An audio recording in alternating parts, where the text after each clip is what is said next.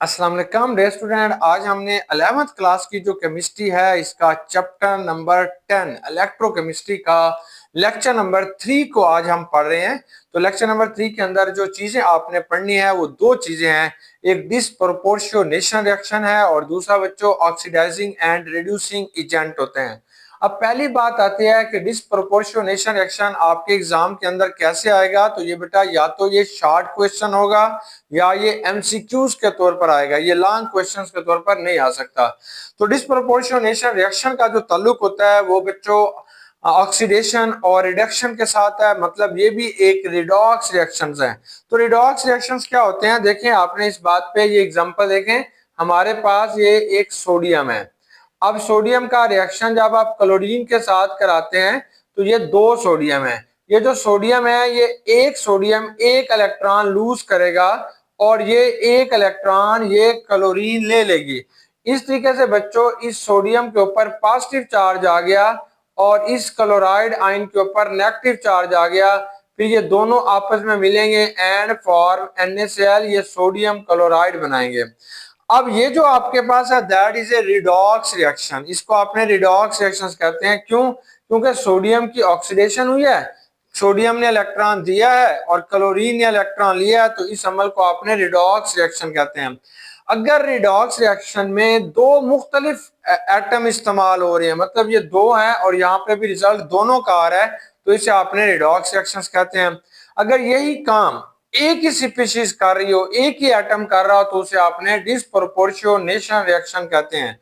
तो disproportionation reaction क्या होगा, तो आप कहेंगे disproportionation reaction is a type of chemical reaction. ये कैसा केमिकल रिएक्शन होगा इन विच ए सिंगल सब्सटेंस, एक ही बेटा जो सब्सटेंस होती है, act as a both oxidising agent as well as reducing agent, result in two different products with different oxidation state. दो मुख्तलिफ किस्म के प्रोडक्ट्स बनेंगे जिनकी ऑक्सीडेशन स्टेट मुख्तलिफ होगी। तो such reaction is known as a disproportionation reaction. या इसको हम ये भी कह सकते हैं a reaction in which a species undergo oxidation and reduction at the same time। एक ही वक्त में वो स्पीशीज बेटा ऑक्सीडेशन का प्रोसेस भी शो कर रही होती है, रिडक्शन का प्रोसेस भी शो कर रही होती है, तो that is known as a disproportionation reaction का नाम देते हैं। अब देखें that is also called auto redox reaction. इसी चीज को बच्चों आपने ऑटो रिडॉक्स रिएक्शंस भी कहते हैं। That is also known as a self oxidation and reduction reaction. इसी चीज को आपने सेल्फ ऑक्सीडेशन और रिडक्शन रिएक्शन का नाम भी देते हैं। ये एग्जांपल देखिए, हमारे पास एक कंपाउंड है H2O2 हाइड्रोजन पेरोक्साइड। तो यहाँ पे आप देखें ये जो ऑक्सीजन है इसकी जो ऑक्सीडेशन स्टेट है बच्चों वो -1 है। ये दो ऑक्सीजन है तो इसके साथ दो लिखिए। हाइड्रोजन जो है इसकी ऑक्सीडेशन स्टेट +1 है, तो ये दो है तो ये दो। तो यहाँ पे आ जाइए, तो यहाँ पे जो वाटर बनता है यहाँ पे ऑक्सीजन की ऑक्सीडेशन स्टेट -2 है और ये जो O2 है मॉलिक्यूलर फॉर्म में, तो यहाँ पे ऑक्सीजन की ऑक्सीडेशन स्टेट जो है वो 0 है। तो इसका मतलब ये हुआ कि इस प्रोसेस के अंदर, इस केमिकल रिएक्शन के अंदर ऑक्सीजन की ऑक्सीडेशन स्टेट जो होती है एक दफा कम हुई है, यानी इसने एक इलेक्ट्रॉन लिया है, ये रिड्यूस हुआ है। और दूसरी दफा बेटा इसने इलेक्ट्रॉन लूज किए हैं तो इसकी ऑक्सीडेशन हुई है। तो इसलिए हम कहते हैं कि H2O2 में जो होगा oxygen that act as a disproportionation reaction के तौर पर ये इस्तेमाल हो रहा है और it can be oxidise and reduce. ये ऑक्सीडाइज भी हो रहा है, रिड्यूस भी हो रहा है at the same time. Due to this reaction, due to this reason that is known as a disproportionation reaction का बेटा आप इसे नाम देंगे। अब H2O2 में इसकी जो ऑक्सीडेशन स्टेट है किसकी, ऑक्सीजन की, ये -1 है। वाटर में इसकी ऑक्सीडेशन स्टेट कितनी है, -2 है। और O2 के अंदर इसकी ऑक्सीडेशन स्टेट कितनी है, 0। तो 0 आ गई। तो आप देखते हैं जब ये -1 से -2 में गया तो बच्चों ये रिड्यूस हो गया, इसने इलेक्ट्रॉन ले लिया तो इसकी रिडक्शन हो गई। जब ये यहाँ पे गया O2 के अंदर जाता है तो ये ऑक्सीडाइज हो गया, यानी इसने इलेक्ट्रॉन लूज किया। तो एक ही रिएक्शन के अंदर ये दोनों प्रोसेस हो रहे हैं, इसलिए आप इसे कहते हैं ऑटो रिडॉक्स या that is also known as a disproportionation reaction. अब हम इसकी एक और एग्जांपल लेते हैं जिसके अंदर भी यही काम हो रहा है। देखो ये हमारे पास ना क्लोरीन है, इसके आपने 3 मॉलिक्यूल ले लेने हैं, 6NOH सोडियम हाइड्रोक्साइड के साथ जब आप इसका रिएक्शन कराएंगे तो it can B gives us 5 sodium chloride देगा बच्चों हमें, और एक जो है ये सोडियम पर क्लोरेट NaClO देगा, sodium hypochlorate, sorry that is known as a sodium hypochlorate देगा, और साथ बच्चों हमारे पास ये वाटर का मॉलिक्यूल बनाएगा। अब आपने क्लोरीन की ऑक्सीडेशन स्टेट देखनी है, तो इस केस के अंदर जो क्लोरीन है जहां पे फ्री स्टेट के अंदर दी गई है, यहाँ पे जो क्लोरीन की ऑक्सीडेशन स्टेट है वो 0 है। अगर आप इधर ऑक्सीडेशन स्टेट क्लोरीन की देखना चाहते हैं तो -1 है। यहाँ पे अगर बेटा आप इसकी ऑक्सीडेशन स्टेट देखना चाहते हैं तो ये आपके पास NaClO3 है, इसको आपने सोडियम क्लोरेट कहते हैं, ये सोडियम क्लोरेट होगा, हाइपोक्लोराइड नहीं बेटा, सोडियम क्लोरेट, यहाँ पे ये सोडियम क्लोरेट है, सॉरी। तो ये बेटा जो क्लोरीन है यहाँ पे इसकी ऑक्सीडेशन स्टेट क्या होगी, +5। ऑक्सीजन की -2 होती है तो ये आपके पास 6 होगा, 6 में से 1 गया तो +5 इसकी ऑक्सीडेशन स्टेट है। तो अब आप बताओगे Cl2 के अंदर जो ऑक्सीडेशन स्टेट है वो आपके पास 0 है, लेकिन NaCl के अंदर जो क्लोरीन है इसकी जो ऑक्सीडेशन स्टेट है -1 है। तो क्लोरीन के साथ यहाँ पे क्या हुआ, ये रिड्यूस हो गई, इसने इलेक्ट्रॉन गेन किया है, तो इसलिए जिस प्रोसेस के अंदर ये गुजर गई है that is known as a reduce form, तो ये रिड्यूस हो चुकी है बेटा यहाँ पे। अब यहाँ पे अगर देखना चाहते हैं तो NaClO3 के अंदर अगर सोडियम क्लोरेट के अंदर आपने क्लोरीन के ऑक्सीडेशन स्टेट को देखना है तो ये +5 है, +5। तो क्या हुआ है, 0 से बच्चों ये +5 में आई है, तो ये ऑक्सीडाइज हुई है। तो इस फॉर्म के अंदर ये जो क्लोरीन होगी इसकी ऑक्सीडेशन स्टेट बेटा इंक्रीज हो गई है, तो आप कहते हैं ये जो प्रोसेस होगा यहाँ पे ये क्लोरीन ऑक्सीडाइज हुई है, मतलब इलेक्ट्रॉन इसने लूज किए हैं। तो इसलिए एक ही रिएक्शन के अंदर इसने रिडॉक्स रिएक्शन शो किया है। At the same time chlorine जो होती है वो ऑक्सीडाइज भी हो गई है, रिड्यूस भी हो गई है, तो that process known as a disproportionation reaction का बच्चों आपने इसे नाम देना है। तो अब हम देखते हैं कि ये ऑक्सीडाइजिंग और रिड्यूसिंग एजेंट होते क्या हैं। यहाँ पे हमने इसे जर्नल एग्जांपल के जरिए भी लिखा है कि ये एक एलिमेंट है, ये eight the same time reduce भी हो गया है, एट द सेम टाइम बच्चों ऑक्सीडाइज भी हो गया है, इसलिए ए को इस रिएक्शन को आपने स्पेशल नाम दिया है। ये है तो रिडॉक्स रिएक्शन, लेकिन इसको आपने एक स्पेशल नाम दे दिया है, डिस्प्रोपोर्शनेशन रिएक्शन का बच्चों आपने इसे नाम दे दिया। अब ऑक्सीडाइजिंग एजेंट क्या होता है, देखिए फिर दोबारा हम वही मिसाल दोबारा लिखते हैं सोडियम क्लोराइड की। ये सोडियम है बच्चों, ये एक ही क्लोरीन है। अब सोडियम ने एक इलेक्ट्रॉन लॉस किया और वही इलेक्ट्रॉन क्लोरीन ने ले लिया, इस तरीके से इस सोडियम के ऊपर पॉजिटिव चार्ज आ गया और इस क्लोरीन के ऊपर नेगेटिव चार्ज आ गया। अब बेटा सोडियम का कौन सा प्रोसेस हुआ है, ऑक्सीडेशन, कि इसने इलेक्ट्रॉन लॉस किया है, इसकी ऑक्सीडेशन। क्लोरीन के साथ क्या हुआ, इसने इलेक्ट्रॉन लिया है, दैट इज कॉल्ड रिडक्शन। तो इसको बेटा आपने रिडक्शन कहते हैं। अब हमारे पास ऑक्सीडाइजिंग एजेंट क्या होगा, जो स्पीशीज रिडक्शन जिसके साथ हो रही होती है, तो दर हकीकत वो साथ वाले हमसाए की ऑक्सीडेशन के अंदर मदद कर रही होती है, इसलिए आप क्लोरीन को कहते हैं ये ऑक्सीडाइजिंग एजेंट है, कि इसने ऑक्सीडेशन में मदद की है। ये जो सोडियम है इसने अपने साथ वाले साथी की रिडक्शन में मदद की है, तो that is known as a reducing agent. तो इसको बेटा आपने क्या कहना है, reducing agent. What is oxidizing agent? A species which can help the others in oxidation is called oxidizing agent. A species which can help the other in reduction is called reducing agent. यहाँ पे sodium जो होगा वो reducing agent है और chlorine जो होगी वो बेटा oxidizing agent है। अब हमारे पास इसकी जो डेफिनेशन है वो ये है, can oxidising agent is an atom, ये बेटा कोई एटम हो सकता है, आयन है या मॉलिक्यूल है, that oxidise an other substance, जो दूसरों को ऑक्सीडाइज करेगा, that is known as a oxidising agent. देखो ये क्लोरीन एक आपके पास एटम है, जिसने इस सोडियम को ऑक्सीडाइज किया, इसकी ऑक्सीडेशन में मदद की है, इसलिए आप इसे कहते हैं ऑक्सीडाइजिंग एजेंट। इस प्रोसेस में हुआ क्या है, इन दिस प्रोसेस ये जो स्पीशीज रिड्यूस हुई है, ये जो क्लोरीन है बेटा ये रिड्यूस हो गया है to lower oxidation state by gaining one और मोर इलेक्ट्रॉन। इस क्लोरीन ने एक इलेक्ट्रॉन हासिल किया है तो इसकी ऑक्सीडेशन स्टेट बच्चों कम हो गया है। यहाँ पे इसकी जीरो ऑक्सीडेशन स्टेट थी और यहाँ पे इसकी -1 है तो इसकी ऑक्सीडेशन स्टेट कम हो गई। अब रिड्यूसिंग एजेंट क्या होगा, जो दूसरे की मदद करता है रिडक्शन के अंदर, आप उसे रिड्यूसिंग एजेंट कहते हैं। Reducing agent is an atom ion और molecule that reduces an other substance is called reducing agent. तो रिड्यूसिंग एजेंट वो होता है जो दूसरों की रिडक्शन के अंदर मदद कर रहा होता है, आप उसे रिड्यूसिंग एजेंट कहते हैं। ये खुद क्या हो रहा है, ऑक्सीडाइज हो रहा है to higher oxidation state by losing one और मोर इलेक्ट्रॉन। इसने एक या एक से ज्यादा इलेक्ट्रॉन खारिज करने होते हैं। देखिए ये सोडियम इस केस के अंदर इधर इसकी ऑक्सीडेशन स्टेट बेटा 0 थी, इधर +1 है तो इसकी ऑक्सीडेशन स्टेट इंक्रीज हो रही है। अब एक्शन ऑफ ऑक्सीडाइजिंग एजेंट के ऑक्सीडाइजिंग एजेंट कैसे काम करते हैं, तो बेटा जब कोई भी एलिमेंट वन और मोर इलेक्ट्रॉन गेन करेगा तो ये एक एनाइन बनेगा, उस एनाइन को आपने ऑक्सीडाइजिंग एजेंट कहते हैं। जैसे ये X है, इसने इलेक्ट्रॉन लिया, इसके ऊपर नेगेटिव चार्ज आ गया तो ये एक ऑक्सीडाइजिंग एजेंट है। यहाँ पे ये जो X होगा act as an oxidizing agent because it withdraws electron from another atom. इसने दूसरे एटम से बेटा इलेक्ट्रॉन लिए हैं जो इसके पास आए हैं।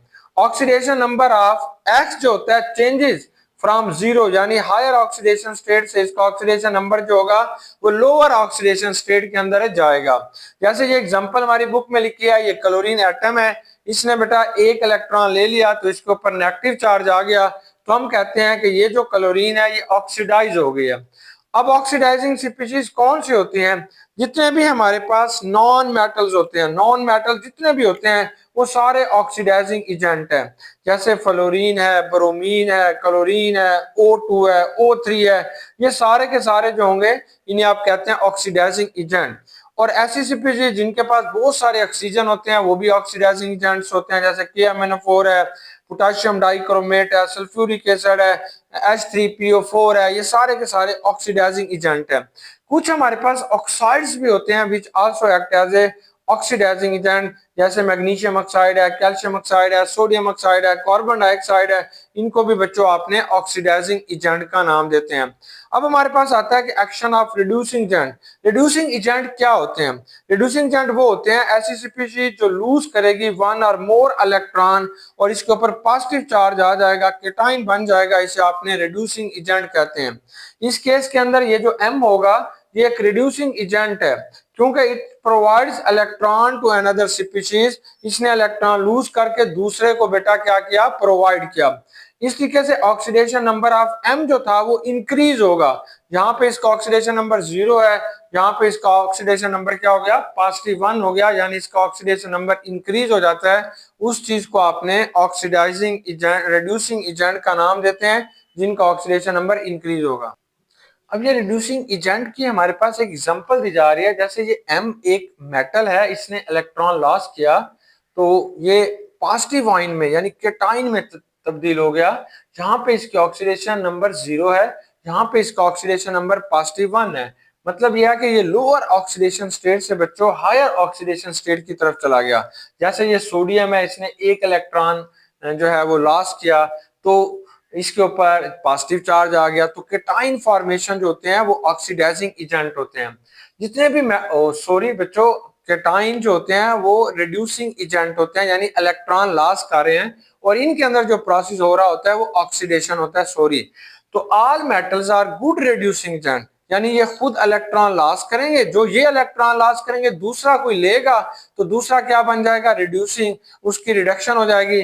क्योंकि ये दूसरों की रिडक्शन करा रहे हैं इसलिए आप इन्हें रिड्यूसिंग एजेंट कहते हैं। तो मेटल्स आर रिड्यूसिंग एजेंट, जैसे सोडियम है, पोटेशियम है, कैल्शियम है, मैग्नीशियम है, ये सब इलेक्ट्रॉन लॉस करते हैं, दूसरों को देते हैं। ऐसे ये आपके पास कुछ रिड्यूसिंग एजेंट आते हैं, लिथियम एल्यूमिनियम हाइड्राइड है, सोडियम बोरोहाइड्राइड्स हैं, और कुछ नॉन मेटल भी रिड्यूसिंग एजेंट के तौर पर इस्तेमाल होते हैं, जैसे कॉपर है, हाइड्रोजन है, सल्फर वगैरह, ये आपने याद रखना है।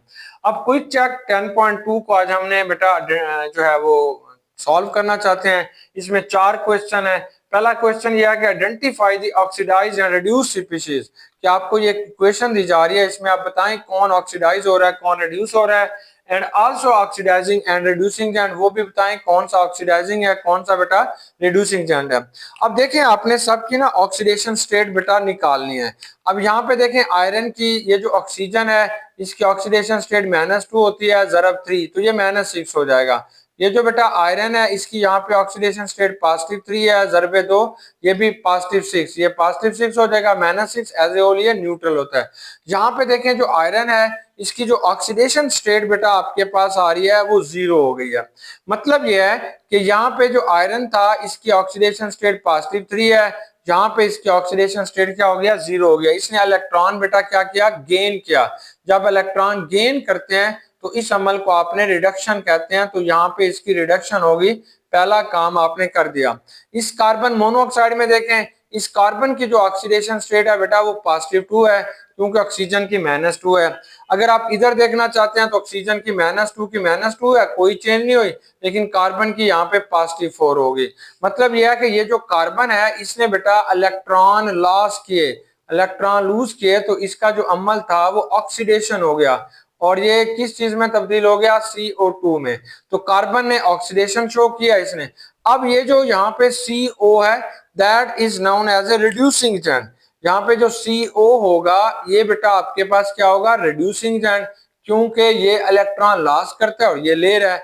और ये जो आयरन होगा that act as a oxidising agent. तो ये बच्चों आपके पास क्या होगा, ऑक्सीडाइजिंग एजेंट होगा। चलें, अब आपके पास ना ये मीथेन है। अब मीथेन को जब आप जलाते हैं तो फिर इसके बाद कार्बन डाइऑक्साइड और वाटर बनता है।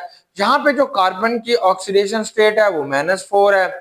इस कार्बन में देखें तो यहाँ पे इसकी ऑक्सीडेशन स्टेट बेटा +4 है, यहाँ पे -4 है, यहाँ पे +4 है। तो इसका मतलब ये हुआ कि इसने इलेक्ट्रॉन बेटा लॉस किए हैं, लॉस, इसके इलेक्ट्रॉन लॉस हुए हैं, और जो लॉस इलेक्ट्रॉन होता है उसे हम ऑक्सीडेशन कहते हैं। तो ये जो कार्बन है इसकी बच्चों यहाँ पे ऑक्सीडेशन हुई। इस ऑक्सीजन की यहाँ पे ऑक्सीडेशन स्टेट बेटा 0 है। इधर आ जाए, यहाँ पे इसकी ऑक्सीडेशन स्टेट -2 है, इसने इलेक्ट्रॉन गेन किए हैं, तो इसको आपने क्या कहना है, इसकी रिडक्शन हुई है, रिडक्शन। अब हमारे पास ये जो कार्बन है यानी मीथेन है that act as a reducing agent. ये जो काम कर रहे हैं यहाँ पे ये रिड्यूसिंग एजेंट है। और ये जो ऑक्सीजन होगा ये बेटा यहाँ पे जो काम कर रहा है उसे आपने ऑक्सीडाइजिंग एजेंट कहते हैं। तो ये यहाँ पे ऑक्सीडाइजिंग एजेंट के तौर पर इस्तेमाल हुआ है। अब नेक्स्ट इसका बी पार्ट आ जाता है कि identify the species that undergo both oxidise and reduce. अब उस स्पीशीज का आप बताएं जो दोनों ऑक्सीडाइज भी हुई है, रिड्यूस भी हुई है, मतलब उसने डिस्प्रोपोर्शनेशन रिएक्शन शो किया, वो बताएं। चलें, अब बेटा यहाँ पे देखें ये पेरोक्साइड है, यहाँ पे ऑक्सीजन के ऑक्सीडेशन स्टेट जो है -1 है, ये 2 है, और हाइड्रोजन के ऑक्सीडेशन सोडियम का ऑक्सीडेशन स्टेट +1 है, ये 2 है। तो यहाँ पे आप देखें ये जो ऑक्सीजन है इसकी ऑक्सीडेशन स्टेट -2 है, तो इसका मतलब यह है कि ये -1 से -2 में आई, तो यहाँ पे इसने एक इलेक्ट्रॉन बच्चों गेन किया है, इसकी रिडक्शन हुई है, रिडक्शन। और यहां से देखें ये जो ऑक्सीजन है ये यहां से बेटा 0 ऑक्सीडेशन स्टेट में गई है, तो इसका मतलब यह है कि यहाँ पे इसकी ऑक्सीडेशन हुई है, ऑक्सीडेशन। तो आपने बताना है कि ऑक्सीजन जो होता है वो सोडियम पेरोक्साइड के अंदर दोनों काम कर रहा है, यानी डिस्प्रोपोर्शनेशन रिएक्शन शो कर रहा है। एक दफा उसकी ऑक्सीडेशन स्टेट जो है वो -1 से -2 होती है, और दूसरी दफा -1 से बेटा 0 होती है। अब आपने फास्फोरस को देखें, क्योंकि ये फ्री स्टेट के अंदर दिया जा रहा है, इसकी ऑक्सीडेशन स्टेट बेटा 0 है। यहाँ पे PH3 में देखें तो यहाँ पे इसकी ऑक्सीडेशन स्टेट जो होगी वो आपके पास -3 है, और यहाँ पे जो इसकी ऑक्सीडेशन स्टेट है 4+1 है, यहाँ पे +1 है। तो एक दफा बेटा इसने इलेक्ट्रॉन गेन किए, तो यहाँ पे इसकी रिडक्शन हुई है, जब ये फास्फोरस फास्फीन में कन्वर्ट हुआ। जब ये फास्फोरस इस एसिड के अंदर कन्वर्ट होता है तो इसने इलेक्ट्रॉन लॉस किया है, तो इसकी जो है वो ऑक्सीडेशन होती है, ऑक्सीडेशन। तो आप कहेंगे कि इस रिएक्शन के अंदर ये जो P4 है ये बेटा act as a both oxidation and reduction, ये दोनों प्रोसेस शो कर रहा है, ऑक्सीडेशन भी शो कर रहा है, रिडक्शन भी शो कर रहा है। इसलिए हम कहते हैं कि ये आपके पास एक डिस्प्रोपोर्शनेशन रिएक्शन के अंदर भी ये एग्जांपल लिख सकते हैं। डियर स्टूडेंट, उम्मीद है कि आपको disproportionation reaction, oxidising, reducing agent और क्विक चेक 10.2 अच्छे तरीके से समझ आ गई होगी। बेस्ट विशेस, गुड लक, अल्लाह हाफिज।